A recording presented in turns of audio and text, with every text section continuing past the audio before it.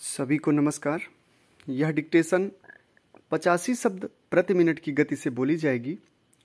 Dictation शुरू होगी 3 second बाद। Ready, start.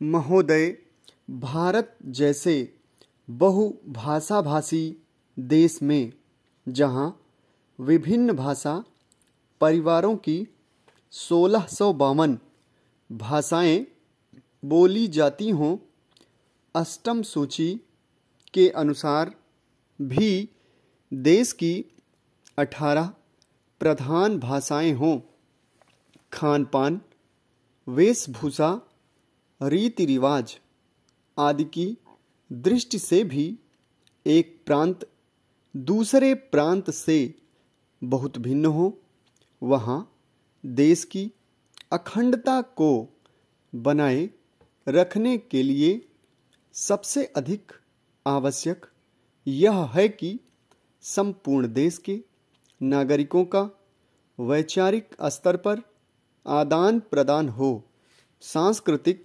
विनिमय हो, एक दूसरे को समझने सराहने की चेष्टा हो।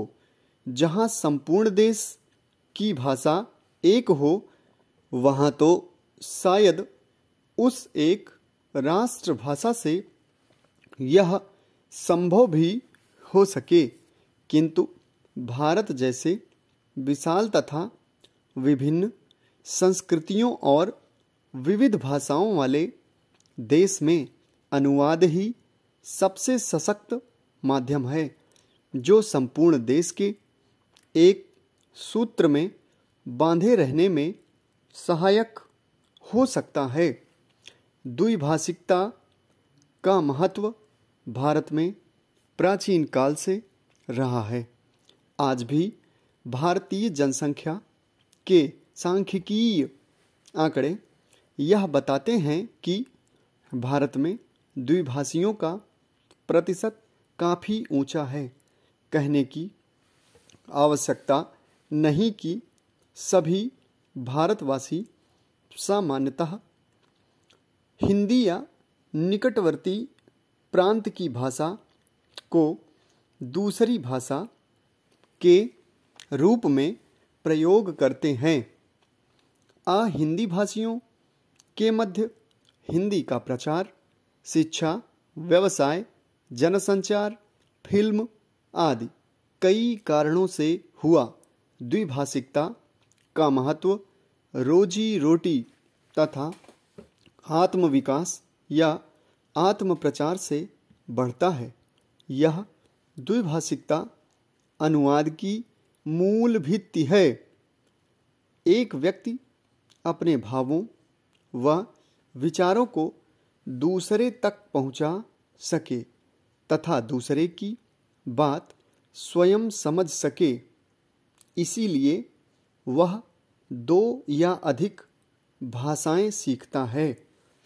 यह व्यावहारिक सत्य है कि जो व्यक्ति जितनी अधिक भाषाएं जानता है, वह उतना ही बहुज्ञ है, क्योंकि भाषा के सहारे उसका परिचय क्षेत्र तो बढ़ता ही है, वह विभिन्न भाषिक संस्कृतियों से भी परिचित होता है।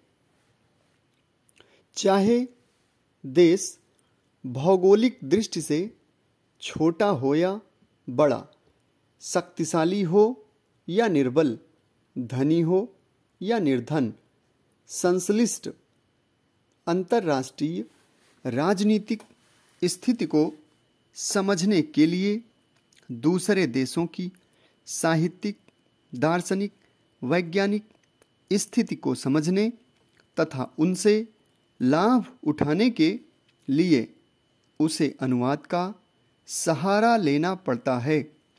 सभी विकसित देशों में इसीलिए अनुवाद का बड़ा महत्व है।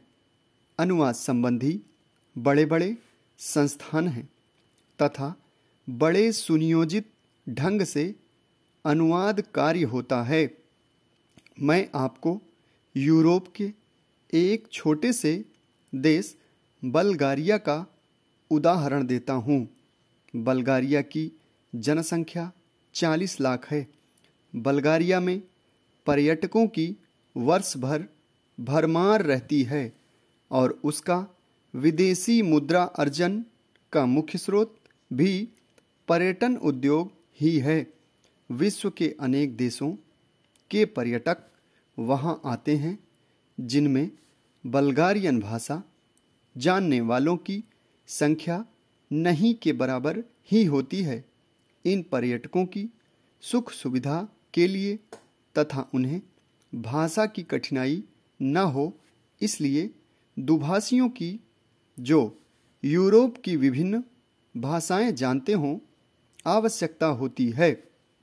इसके लिए विश्वविद्यालयों में नियमित रूप से युवक युवतियां विदेशी भाषाएं सीखते हैं और दुभाषीय का काम करते हैं।